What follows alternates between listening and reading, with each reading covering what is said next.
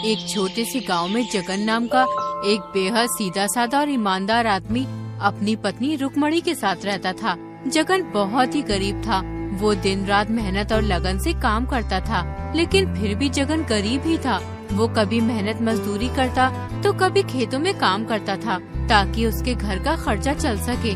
जैसे जैसे वक्त बीत रहा था, उसकी गरीबी और भी बढ़ती जा रही थी। एक दिन जगन अपनी पत्नी से बोला, रुक्मणी, मैं चाहता हूँ कि मैं किसी दूसरे शहर में जाकर काम करूँ। यहाँ दिन रात मेहनत करने के बाद भी हम गरीबी हैं। दूर दराज के शहरों में मेहनत कम करनी पड़ती है और पैसे भी ज्यादा मिलते हैं। इसलिए अब मैंने सोच लिया है कि मैं किसी दूसरे शहर में जाकर ही काम करूँगा। अगर तुम चले जाओगे तो मैं घर में अकेली कैसे रहूंगी? मैं नहीं चाहती तुम बाहर जाकर काम करो। मुझे ज्यादा पैसों का लालच नहीं है। मैं कम पैसों में भी गुजारा कर लूंगी। तुम सही सलामत रहो, मेरे लिए बस यही काफी है। मैं जानता हूँ रुक्मणी, तुमने तो हमेशा दुख तकलीफ में मेरा साथ दिया। अब मुझसे ये सब देखा नहीं जाता। मुझे 1-2 साल के लिए बाहर काम करने जाना ही होगा, तभी हमारे हालात सुधर सकते हैं, वरना हम ऐसे ही एक एक पैसे के लिए तरसते रहेंगे। शहर में बहुत काम है, अगर वहाँ काम मिल गया तो सब ठीक हो जाएगा। ठीक है, अगर तुम जाना ही चाहते हो तो चले जाओ, लेकिन अपना ख्याल रखना। मैं आज तुम्हारा सामान बांध दूंगी, तुम कल निकल जाना। अगले दिन सुबह को जगन अपनी पत्नी से विदा लेकर शहर की ओर चल पड़ता है।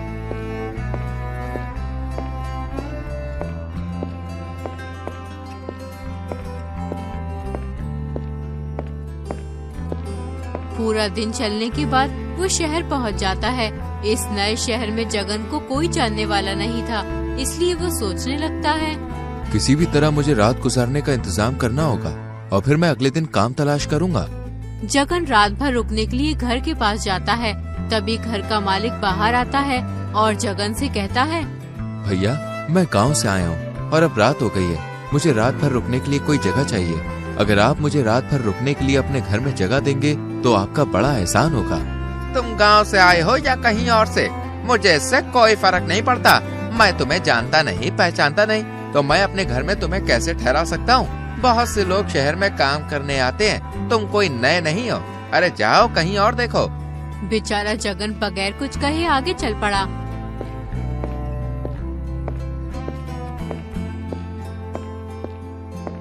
फिर जगन एक और आदमी के घर गया। भैया, क्या मैं तुम्हारे घर रात भर के लिए रुक सकता हूँ? तुम चाहो तो मैं रात भर रुकने का किराया भी दे सकता हूँ तुम्हें। भाई, मेरा घर बहुत छोटा है और परिवार बहुत बड़ा है, इसलिए तुम मेरे घर में नहीं रुक सकते। इतना कहकर वो आदमी अपने घर के अंदर चला जाता है। उसके बाद जगन कई घरों में जाता है, लेकिन हर कोई उसे अपने घर में ठहराने से मना कर देता है। ये सब देखकर जगन बहुत निराश हो जाता है। फिर जगन सोचने लगता है, इस शहर में कोई भी मुझे अपने घर में ठहराने के लिए तैयार ही नहीं है। अब मैं रात में कहाँ जाऊँ? मेरे तो कुछ भी समझ में नहीं आ रहा। जब इस शहर में कोई अपने घर में ही नहीं रोक रहा, तो फिर मुझे इस शहर में काम कैसे मिलेगा? बेचारा जगन ये सोच ही रहा था, तभी उसकी नजर एक बुढ़िया के घर पर पड़ती है। जगन उस बुढ़िया के घर जाता है और बूढ़ी अम्मा से कहता है, माँ, मैं इस शहर में काम की तलाश में आया हूँ, लेकिन कोई भी मुझे अपने घर में ठहराने के लिए तैयार ही नहीं है। बस अब आपसे उम्मीद है, कृपया मुझे रात भर के लिए अपने घर में ठहरा लो। बेटा, तुमने मुझे माँ कहा है। एक माँ अपने बेटे को घर के बाहर कैसे छोड़ सकती है? आ जाओ, अंदर आ जाओ। जगन उस बूढ़ी औरत के साथ घर के अंदर चला जाता है। फिर वो अम्मा जगन से कहती है, बेटा, इसे अपना ही घर समझो। जब तक तुम चाहो तब तक यहाँ रह सकते हो। माँ, तुम इतने बड़े घर में अकेली रहती हो? तुम्हारे साथ कोई और नहीं रहता? तुम्हारे बच्चे कहाँ हैं? बेटा, मेरी कोई औलाद नहीं है। एक लड़का था, वो एक बीमारी की वजह से इस दुनिया में नहीं रहा, और मेरे पति भी शादी के कुछ दिनों बाद ही मुझे छोड़कर इस दुनिया से चले गए थे। मेरा इस दुनिया में कोई नहीं है, मैं अकेले ही इस घर में रहती हूँ। माँ, आप रोइए मत, अब आप अकेली नहीं है, मैं हूँ ना आपके साथ। मुझे अपना बेटा ही समझिए। बेटा, तू बहुत अच्छा इंसान है, देखने में भी बहुत भला लगता है। इस शहर में बड़ी अक्लमंदी से रहना, क्योंकि यहाँ बहुत से ठग रहते हैं। वो नए आदमी को देखकर उसे ठग लेते हैं। माँ, मैं ध्यान रखूंगा, आप परेशान मत होइए। अगले दिन जगन काम की तलाश में निकल जाता है।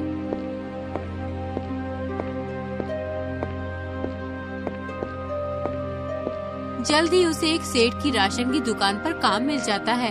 जगन कभी भी सेठ के किसी भी काम से इनकार नहीं करता और हर काम को बहुत अच्छी तरह और ध्यान से करता था। जगन की काम के प्रति मेहनत और लगन देखकर सेठ जगन से बहुत खुश था, इसलिए वो जगन की तनख्वाह भी बढ़ा देता है। जगन अपनी कमाई से सिर्फ उतना ही खर्च करता था जितने में उसकी जरूरत पूरी हो सके और बाकी के बचे हुए पैसे एक छोटी सी थैली में जोड़ता रहता था। एक दिन जगन सोचता है, जब मैं 1000 रुपए जोड़ लूंगा उसके बाद अपने बीवी बच्चों के पास लौट जाऊंगा और फिर गांव में कोई अच्छा सा कारोबार करूंगा। इस तरह जगन कई साल कड़ी मेहनत करता है और वो 1000 रुपए इकट्ठे कर लेता है। एक गरीब आदमी के लिए 1000 रुपए बहुत बड़ी रकम थी, इसलिए जगन बूढ़ी अम्मा से कहता है, माँ, अब मेरे पास 1000 रुपए हो गए। मुझे इस बात की चिंता अगर किसी कारण मेरी ये रकम कहीं खो गई या किसी ने छीन ली तो बड़ा ही अनर्थ हो जाएगा। इसलिए इस रकम को अपने साथ लिए फिरना तो बहुत बड़ी बेवकूफी होगी और इस घर में छिपा कर रखना भी सही नहीं है। क्या पता मुझे कोई पैसे छुपाता हुआ देख ले और बाद में वो मेरे पैसे चुरा कर ले जाए, फिर मुझे खाली हाथ ही घर लौटना पड़ेगा। आजकल किसी पर विश्वास नहीं किया जा सकता।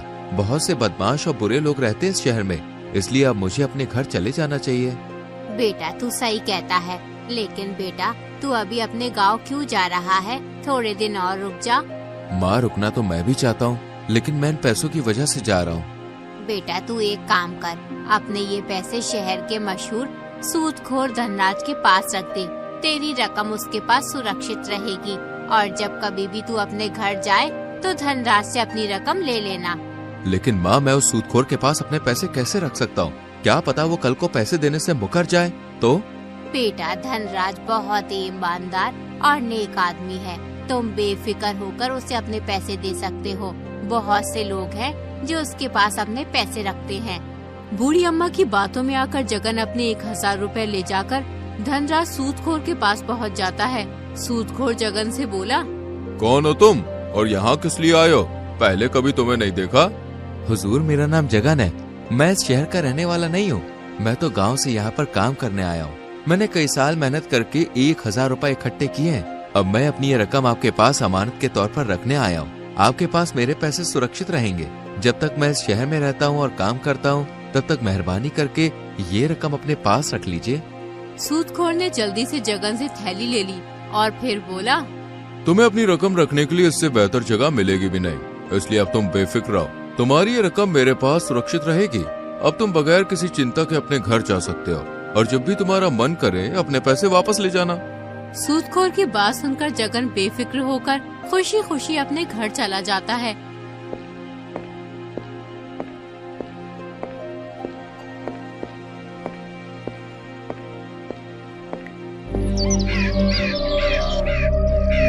कुछ दिन और काम करने के बाद जगन को अपनी पत्नी की बहुत याद आने लगती है, इसलिए जगन अपने घर जाने की तैयारी करके साहूकार के पास अपने पैसे लेने चला जाता है। हुजूर, मैं अपने गांव जा रहा हूँ। अब आप मुझे मेरे पैसे लौटा दीजिए। सूदखोर जगन को गौर से देखकर बोला, तुम किन पैसों की बात कर रहे हो? तुमने मुझे पैसे कब दिए थे? सूदखोर की बात सुनकर जगन के होश उड़ जाते हैं। हुजूर, मैंने अभी कुछ दिन पहले 1000 रुपए अमानत के तौर पर आपके पास रखवाए थे। तुम पगला तो नहीं गए हो या फिर तुम्हारा दिमाग खराब हो गया है?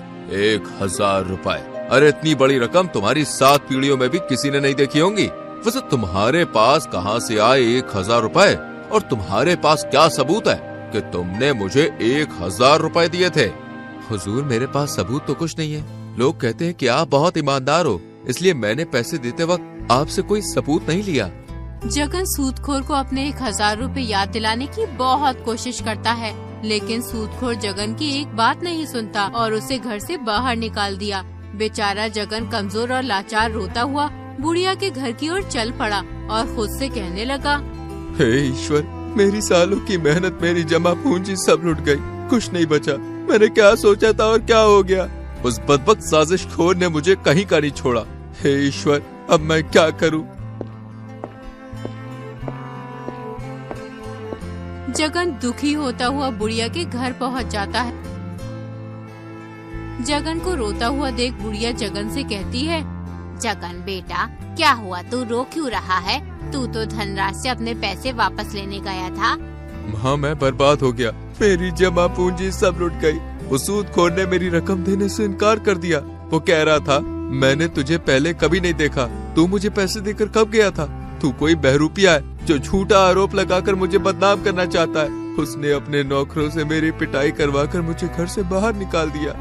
बेटा, ये सब मेरी वजह से हुआ है। मैंने ही तेरे से उस सूदखोर के पास पैसे रखने के लिए कहा था। मुझे नहीं पता था वो धनराज सेठ इतना बड़ा बेईमान और धोखेबाज है। माँ, तुम अपने आप को दोष मत दो, इसमें तुम्हारी कोई गलती नहीं है। तुमने तो मेरे भले के लिए ही कहा था, लेकिन होना तो वही था जो ईश्वर को मंजूर था। बेटा, अब तू क्या करेगा? उस बेईमान आदमी से अपने पैसे कैसे लेगा? माँ, अब मैं कुछ नहीं कर सकता। अब मुझे खाली हाथ ही अपने घर लौटना होगा। बूढ़ी अम्मा और जगन आपस में बात ही कर रहे थे। तभी एक औरत बूढ़ी अम्मा के घर आती है। उसका नाम सुमन होता है। वो दोनों को उदास देखकर बोलती है, क्या बात है, आप दोनों इतने उदास क्यों हो? क्या बताऊं बहन, मेरे साथ बहुत बड़ा धोखा हो गया। मैंने कई साल दिन रात मेहनत करके 1000 रुपए इकट्ठा किए थे। ना कभी पेट भर खाना खाया और ना कभी पूरी नींद ली। फिर जगन ने सुमन को सारी बात बताई कि किस तरह उस सूदखोर ने उसे धोखा देकर उसके सारे पैसे हड़प लिए। बेटी, लोग कहते हैं कि धनराज बहुत ही नेक और ईमानदार आदमी है, इसलिए जगन मेरी बातों में आकर उसके पास अपने पैसे रखाया था। आप दोनों परेशान मत होइए, मेरे पास एक तरकीब है। अगर ये तरकीब कामयाब हो गई तो सूदखोर की अकल ठिकाने लग जाएगी और तुम्हारे पैसे भी तुम्हें मिल जाएंगे। फिर सुमन बूढ़ी अम्मा से एक संदूक मांगती है। बूढ़ी अम्मा से संदूक लेकर सुमन बोलती है, माँ, अब मैं और जगन भैया सूदखोर के पास जा रहे हैं, आप भी हमारे साथ चलो। सुमन सिर पर संदूक रखकर बूढ़ी अम्मा और जगन के साथ सूदखोर के घर की ओर चल पड़ती है। जब सूदखोर का घर थोड़ी दूर रह जाता है तो सुमन बूढ़ी अम्मा से कहती है, अम्मा, आप यहीं खड़ी होकर हमारा इंतजार करो और जब तक सूदखोर जगन भैया के पैसे न दे दे तब तक तुम हमारे पास मत आना। जैसे ही सूदखोर जगन भैया के पैसे दे देगा तो जगन भैया तुम्हारे पास आ जाएंगे। फिर तुम सूदखोर के घर आना और कहना, बहू बेटा व्यापार करके आ गया है, वो तुम्हें बुला रहा है, जल्दी चलो। ठीक है बेटी, मैं ऐसा ही करूँगी।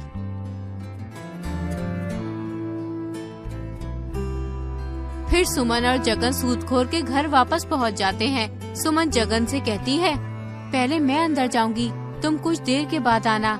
उसके बाद सुमन सूदखोर के घर के अंदर चली जाती है। सूदखोर सुमन के सर पर संदूक देखकर बोला, बहन, तुम किस काम से आई हो और तुम्हारे सर पर जो संदूक है इसके अंदर क्या है? मैं ना समनू व्यापारी की पत्नी हूँ। मेरे पति दूर दराज के देशों में व्यापार करने गए हैं। वो कई महीनों से घर नहीं लौट के आए हैं। ना जाने वो घर कब वापस आएंगे। हमारे यहाँ चोरी बहुत हो रही है। आए दिन किसी न किसी के घर में चोरी हो जाती है, इसलिए मैं कई रातों से चैन की नींद नहीं सो पाई। मुझे हर वक्त डर लगा रहता है कहीं हमारे घर में चोरी न हो जाए, इसलिए मैं अपना ये संदूक आपके पास लेकर आई हूँ। इस संदूक में हमारा सारा रुपया, सोना और हीरे जवाहरात हैं। मैं चाहती हूँ आप इसे अपनी हिफाजत में रख लें। जब मेरे पति व्यापार करके वापस आएंगे तो मैं आपके पास से ये संदूक ले जाऊंगी। सुमन की बात सुनकर सूदखोर सोचने लगा, संदूक देखकर मालूम होता है कम से कम इस संदूक में 2 से 3 लाख रुपए का माल है। मैंने सुना है कि समनू व्यापारी बहुत ही अमीर आदमी है। फिर सूदखोर सुमन से बोला, बहन, तुमने बहुत ही सही किया जो अपनी दौलत मेरे पास ले आई। मैं तुम्हारी दौलत अपने पास संभाल कर रखूंगा। तुम यकीन मानो, तुम्हारी दौलत मेरे पास बिल्कुल सुरक्षित रहेगी। जब कभी भी तुम अपनी दौलत लेने आओगी तुम्हें अपना 1-1 रुपया ज्यों का त्यों मिल जाएगा। मैं कैसे यकीन करूं कि मेरी दौलत सच में वापस मिल जाएगी? बहन, सारे शहर में मेरी ईमानदारी की चर्चा है। पूरे शहर में ऐसा कोई आदमी नहीं है जो मुझे बुरा या बेईमान बता सके। उतने में ही जगन आ जाता है। जगन को देखकर सूदखोर बहुत खुश होता है।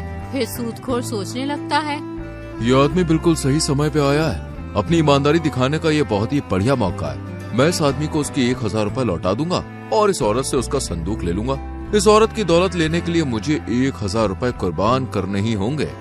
फिर सूदखोर सुमन से बोला, मेरी बहन, मैं तुम्हें विश्वास दिलाता हूँ, मेरे घर से महफूज और भरोसे की कोई दूसरी जगह नहीं है जहाँ तुम अपनी ये दौलत रख सको। तुम बिल्कुल भी घबराओ मत, तुम्हारी अमानत मेरे पास बिल्कुल सुरक्षित रहेगी। अरे, मेरे घर में तुम्हारी ये दौलत कोई चोरी भी नहीं कर सकता, क्योंकि मेरे घर में घुसने से पहले चोर भी 1000 बार सोचेगा। ये कहते कहते सूदखोर ने ऐसा ढोंग किया जैसे जगन पर उसकी नजर अभी अभी पड़ी हो। फिर वो बड़े उत्साह से बोला, अरे तुम ये देखो, इस आदमी ने अपनी सारी जमा पूंजी यानी 1000 रुपए मेरे पास रखे थे। आज सुबह ये मेरे पास अपनी रकम लेने आया था, मगर मैं इसे पहचान न पाया। मैंने इसे चोर समझा और रकम लौटाने से इनकार कर दिया। फिर बाद में मैंने अपने दिमाग पर बहुत जोर डाला, तब कहीं जाकर मुझे इसका चेहरा याद आया। भाई तुमने बहुत अच्छा किया जो तुम अपने रुपए लेने चले आए। मैं तो अपने नौकर को भेज ही रहा था तुम्हें बुलाने के लिए। इस आदमी को तो मैं भी बहुत अच्छी तरीके से जानती हूँ। ये बहुत दूर से शहर में काम करने आया है। ये बेचारा बहुत ही मेहनत से काम करता है। इसने हमारे यहाँ भी काम किया है। इस बेचारे ने दिन रात मेहनत करके पैसे कमाए हैं। तुम इस आदमी को जानती हो? फिर तो किसी बात की फिक्र करने की जरूरत ही नहीं है। मैं अभी इस गरीब आदमी के पैसे दे देता हूँ। सूदखोर जल्दी से अपने कमरे में गया और जगन के 1000 रुपए लाकर दे दिए। जगन अपने 1000 रुपए लेकर सूदखोर के घर से चलता बना। फिर सूदखोर बोला, देखो बहन, मैंने इस गरीब आदमी के पैसे ज्यों के त्यों लौटा दिए हैं। अब तो तुम्हें मेरी ईमानदारी पर यकीन हो गया होगा कि लोगों की दौलत मेरे पास महफूज रहती है। जी बिल्कुल, मुझे पता चल गया है। आप बहुत ही नेक और ईमानदार आदमी हो। तो लाओ अपना ये संदूक मुझे दे दो और बेफिक्र होकर अपने घर चली जाओ। सूदखोर सुमन से संदूक मांग ही रहा होता है, उतने में बूढ़ी अम्मा आ जाती है। वो सुमन से कहती है, बहू जल्दी घर चलो, मेरा बेटा व्यापार करके लौट कर आया है, वो तुम्हें बुला रहा है। ये तो बहुत अच्छा हुआ जो वो लौट आए। अब हमें कोई चिंता करने की जरूरत नहीं है। अब आपको भी परेशानी उठाने की जरूरत नहीं है। मेरे पति अपनी दौलत की देखभाल खुद कर लेंगे। फिर सुमन ने संदूक उठाया और सूदखोर के घर से चली गई। ये सब देखकर सूदखोर गुस्से से आग बबूला हो गया। गुस्से के मारे उसका बहुत बुरा हाल हो गया। धनराज, किस्मत फूट गई। हाय बेड़ा गर्क हो गया। इस नामुराद व्यापारी को भी अभी आना था, थोड़ी देर बाद नहीं आ सकता था? अरे थोड़ी देर से आ जाता तो उसका क्या बिगड़ जाता, पर नहीं, उस कमबख्त को तो अभी आना था। आज वो दौलत से भरा संदूक मेरा होने ही वाला था। अगर वो संदूक मेरे हाथ लग जाता तो पैसों से मेरी सारी तिजोरियां भर जाती। अब क्या करूं अपनी इस फूटी किस्मत का मैं। सूदखोर मन ही मन बहुत दुखी हो रहा था और खुद को बुरा भला कह रहा था। उधर सुमन जगन से कहती है, मेरे भाई, इंसान को कभी मायूस नहीं होना चाहिए। याद रखो, दुनिया में ऐसा कोई मक्कार और चालाक आदमी नहीं है जिसकी मक्कारी और चालाकी हमेशा कामयाब हो सके। अब तुम अपने घर जाओ और सुख चैन से अपने परिवार के साथ रहो। बहुत भटक ली है अजनबी इलाके में। अपने खून पसीने की कमाई को खर्च करो और खूब मजे करो। माँ, अब आप ही मुझे जाने की इजाजत दो। आपने इस अजनबी शहर में मेरी बहुत मदद की है। मैं आपका ये एहसान जिंदगी भर नहीं भूलूंगा। अरे इसमें एहसान की क्या बात है बेटा, तू मेरा बेटा है। मैंने तो बस एक माँ का फर्ज अदा किया है। अब तुम जाओ और खुश रहो। मेरी दुआ हमेशा तुम्हारे साथ है। फिर जगन अपने गांव की ओर निकल जाता है।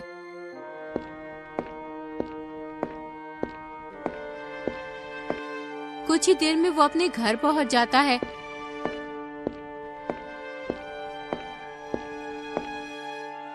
जगन को देखकर उसकी पत्नी बहुत खुश होती है। जब से तुम गए थे, मेरा एक पल के लिए भी मन नहीं लगता था। हर वक्त आपकी ही याद आती रहती थी।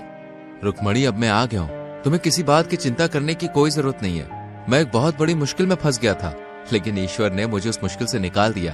भला उस महिला का जिसकी वजह से आज मेरी मेहनत की कमाई वापस मिली है। फिर जगन अपनी पत्नी को सारी बात बताता है और फिर कहता है, आज के बाद मैं कभी भी शहर में काम करने नहीं जाऊंगा। जो भी करूंगा अपने गांव में रहकर ही करूंगा। उसके बाद जगन अपने इकट्ठे किए हुए पैसों से अनाज बेचने की दुकान खोल लेता है। कुछ ही दिनों में उसकी दुकान अच्छी चलने लगती है। इस तरह जगन की मेहनत और लगन से उसकी गरीबी के दिन चले जाते हैं और कुछ ही दिनों में जगन बहुत मालदार हो जाता है। चल बे गधे, अब जल्दी घर भी चलेगा या यहीं रात करेगा? खाने में तो कोई कसर नहीं छोड़ता, फिर चलने में इतनी कंजूसी क्यों करता है? मर गया रे। इस धोबी ने तो कपड़े लाद लाद कर मेरा कचूमर निकाल दिया है। हे भगवान, मुझे इस धोबी से बचाओ, मुझे इस धोबी से बचा लो भगवान। इस तरह से गधा जब भी बोझा लाद कर आता तो कराहते हुए भगवान को याद करता। एक दिन ले खा खा खा के तो गैंडा हो गया है, लेकिन काम करने में तेरी नानी मरने लगती है। फटाफट खा ले और चल, कपड़े लेने जाना है।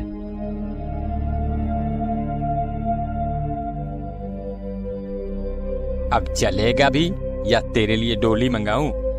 चल। हे भगवान, मुझे इस धोबी से बचाओ। यह गधा रोज मुझे सच्चे मन से याद करता है। इसकी भक्ति ने मुझे प्रसन्न कर दिया। अब मुझे इसको दर्शन देना चाहिए। ऐसा सोच भगवान उस गधे के सामने प्रकट हुए। मैं तुमसे बहुत प्रसन्न हूं गधा, कहो क्या बात है? तुम इस तरह से मुझे रोज रोज क्यों ध्यान करते हो? तुम्हारे मन में जो भी कामना है मुझे बताओ, मैं उसे पूरा करने के लिए आया हूं। हाँ, ये कौन आ गया भगवान बनकर? भगवान तो ये हो नहीं सकते। ये जरूर उस धोबी की ही चाल है। ये वही है जो मुझे भगवान बनकर ठगना चाहता है। अरे क्या सोच रहे हो गधे? मांगो, क्या मांगते हो? मैं सोच रहा हूँ प्रभु कि मैं आप जैसा नहीं हूँ। गधा हूँ पर मूर्ख नहीं हूँ। मुझे समझ में आती है भगवान में और धोबी में फर्क। मैं उतना बेवकूफ नहीं हूँ। अब मैं तुम्हें कैसे विश्वास दिलाऊं गधे? तब एक बात बताइए भगवान, सब तो मुझे गधा समझते ही हैं। क्या आप भी मुझे गधा ही समझते हैं? अरे नहीं नहीं, तुम तो गधेराज हो। गधे ने जैसे ही यह सुना वह खुश हो गया। फिर गधे ने कहा, भगवान, मुझे अब इस धरती पर रहने की लालसा नहीं है। मुझे भी अपने साथ स्वर्ग ले चलें प्रभु। मैं तुम्हारे भक्ति से बहुत प्रसन्न हूं गधेराज, ऐसा ही होगा। गधा भी भगवान के साथ स्वर्ग चला गया। भगवान, आपने तो मुझे सच के स्वर्ग में ला दिए। अब तो मैं यहाँ खूब मजे से रहूंगा। हाँ गधेराज, अब से तुम यहाँ खूब आराम से रहो। अब गधा वहां खूब मौज से रहने लगा। बागों में हरी हरी घास खाता और दिन भर घूमता रहता। कुछ दिन बीतते हैं। अब गधे को वहां बहुत अकेला सा लगने लगा था। एक दिन भगवान उसका हाल चाल जानने आए। क्यों गधेराज, दिन तो मौज से बीत रहे हैं ना? वह बहुत उदास और मायूस होकर भगवान से कहता है, भगवान, मैं यहाँ बिल्कुल अकेला हूँ। मुझे मेरे साथियों की बहुत याद आ रही है। अगर उन्हें भी आप यहाँ बुला लें तो बहुत अच्छा रहेगा भगवान। जैसी तुम्हारी इच्छा गधेराज, तुम्हारे साथियों को भी बुला लाता हूँ। ऐसा बोल भगवान अंतर्ध्यान हो गए और पृथ्वी से कुछ और गधों को लेकर वहां गए। ये लो गधेराज, मैं तुम्हारे साथियों को भी ला दिया। अब इन सब के साथ तुम्हारा मन भी लगा रहेगा। अब गधा बहुत खुश हुआ। अपने साथी गधे को लेकर बागों में घास खाने चला गया। जब घास खाकर सारे गधे एक साथ जमा होते हैं तो सभी गधों ने गाना गाना शुरू किया।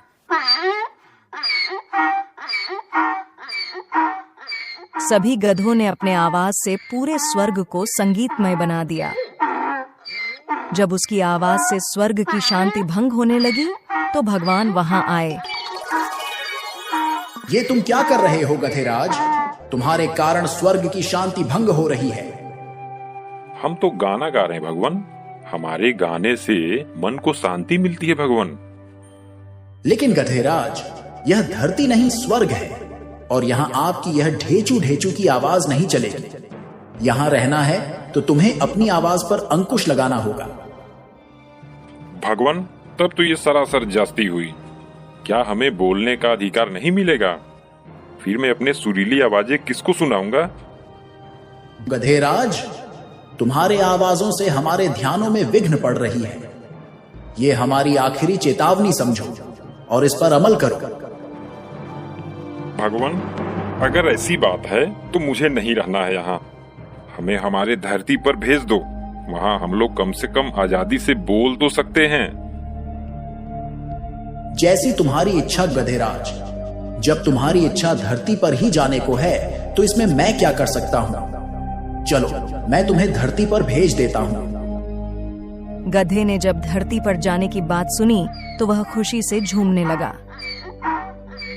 तभी चल उठ जा गधे, कब से लगातार चिल्लाया जा रहा है, हैं? न जाने दिन में सोया सोया कौन सा सपना देखता रहता है। गधा घबरा कर उठता है। हाँ, क्या मैं ये सब सपने में देख रहा था? अब चल जल्दी से खाना खत्म कर और फिर कपड़ा लेने जाना है। और हाँ, दोबारा सो मत जाना। चलो सपने में ही सही, स्वर्ग के दर्शन तो हो गए, लेकिन मुझे स्वर्ग से अधिक प्यारी यह धरती ही है। अब से मैं इच्छा भर के सबको अपने गाने तो सुना सकता हूँ।